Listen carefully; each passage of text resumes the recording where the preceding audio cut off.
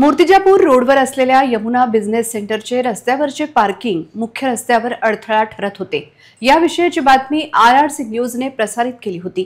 त्यानंतर विकासकांनी यमुना बिझनेस सेंटरमध्ये असलेले 2 व्हीलर आणि 4 व्हीलर पार्किंग ऍक्टिव्ह केले आहे। यमुना बिझनेस सेंटर समोर वाहतूक कोंडीची बातमी RRC न्यूजने प्रसारित करताच या यमुना बिझनेस सेंटरचे विकासक सुनील इंदानी यांनी यमुना बिझनेस सेंटरमध्ये 3 फ्लोअर 2 व्हीलर आणि 4 व्हीलरसाठी आवश्यक ते पार्किंग असल्याची माहिती RRC न्यूजला दिली आहे। या ठिकाणी असलेल्या जुडिओ आणि इतर प्रतिष्ठानात येणाऱ्या ग्राहकांनी यमुना बिझनेस सेंटरमध्ये असलेल्या पार्किंगचा वापर करण्याचा आग्रह सुनील इंदानी यांनी धरला आहे। त्याचबरोबर बांधकाम पूर्णत्वाचा दाखला असल्याचा त्यांनी दावा केला आहे। मूर्तिजापूर रोड या मुख्य रस्त्यावर ग्राहकांनी पार्किंग टाळावी असे आवाहन विकासक सुनील इंदानी यांनी RRC न्यूज सोबत बोलताना व्यक्त केले आहे।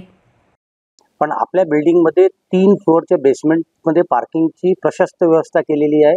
जवळपास विदर्भात ही पहिलीच बिल्डिंग असेल ज्याच्यामध्ये इतकी भव्य पार्किंगची व्यवस्था केलेली आहे। परंतु आणि पार्किंग कंट्रोलर जे लोक असतात ती पण सुद्धा आपण तिथे ठेवलेली आहे।